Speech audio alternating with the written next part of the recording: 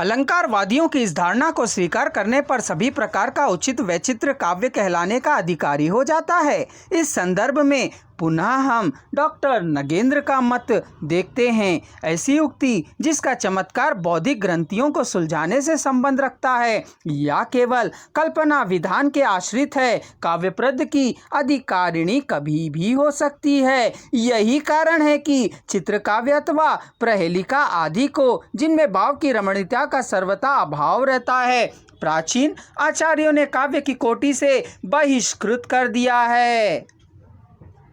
अलंकारों का महत्व अगर हम व्यवहारिक दृष्टि से देखें तो पाएंगे कि डॉक्टर गोविंद त्रिगुणायत जी ने कहा है, कवि का प्रमुख उद्देश्य पाठक के अंतर मन पर अपनी अनुभूति प्रेषित करना है। अनुभूति की प्रेषणीयता कवि की सफलता की कसौटी है। जो कवि अपनी अनुभूतियों को जितने सजीव, प्रभावशाली और मधुर ढंग से पाठक तक पहुंचाने में समर्थ होता है, वह कवि उतना ही अधिक लोकप्रिय होता है। अपने इस उद्देश्य की सिद्धि के लिए वह अपने साधनों को अपनाता है। इन साधनों में सबसे अधिक महत्वपूर्ण साधन अप्रस्तुत विधान कहलाता है। अलंकारों के प्रयोग में काव्य में कैसा चमत्कार और सौंदर्य उत्पन्न होता है, इसे समझाने के लिए हम यहाँ बिहारी जी का एक दोहा देखेंगे।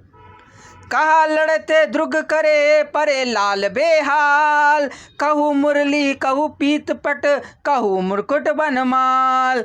अब अगर हम मनोवैज्ञानिक दृष्टि से अलंकारों का महत्व देखना चाहते हैं तो हमें पुनः डॉक्टर गोविंद त्रिगुणायत जी का कथन देखना होगा। सौंदर्य प्रेम मनुष्य की स्वाभाविक प्रवृत्ति है। यही प्रवृत्ति उसे काव्य रचना हेतु प्रेरित करती है। अपने काव्य में सब कुछ सुंदर रूप से प्रतिष्ठित करना चाहता है, इसीलिए उसे अलंकारों का सहारा लेना आवश्यक हो जाता है, क्योंकि सौंदर्य मलंकरा के अनुसार अलंकार सौंदर्यपूर्ण अभिव्यक्ति के प्रमुख साधन होते हैं। इस प्रकार श्रोता, पाठक, रचयिता का सौंदर्य मनोविज्ञान अलंकारों के प्रयोग हेतु प्रेरित करता है। काव्य में अलंकारों का प्रयोग एक उपयोगिता है, अनिवार्यता नहीं। किंतु अलंकारों का प्रयोग किस सीमा तक होना चाहिए, यह प्रश्न विचारणीय है। इस संदर्भ में हम देखेंगे कि डॉक्टर सत्यदेव चौधरी जी ने क्या कहा है। उन्होंने कहा, काव्य सरस होना चाहिए। नीरस काव्य में अलंकारों का प्रयोग मात्र उक्ति वैचित्य है, एक कौतूहल मात्र है। अलंकारों का प्रयोग सायास नहीं होना चाहिए। वास्तव में अलंकार का स्वस्थ प्रयोग कवि के आयास पर निर्भर होता है। यह तो रस में तत्चित्त प्रतिभावान कवि के समक्ष बिना किसी प्रयास के चले आते हैं और रसानुकाल रूप में समाविष्ट होकर स्वयं कवि को भी आश्चर्यचकित कर देते हैं। सारस काव्य में अलंकारों का प्रयोग औचित्यपूर्ण होना चाहिए। स्वस्थ तथा आभूषणों का प्रयोग औचित्य की अपेक्षा अंजन की कालीमा बड़ी बड़ी आंखों में ही शोभा देती है।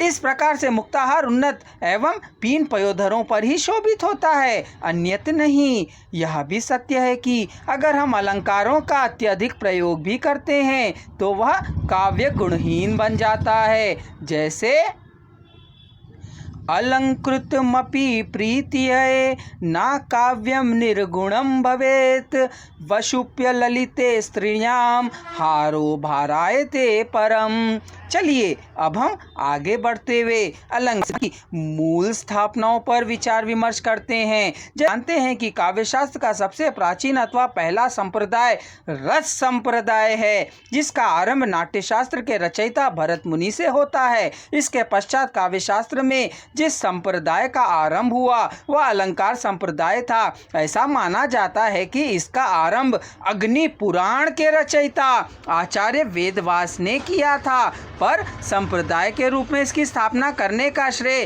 काव्यालंकार के रचयिता आचार्य भमा को प्राप्त है।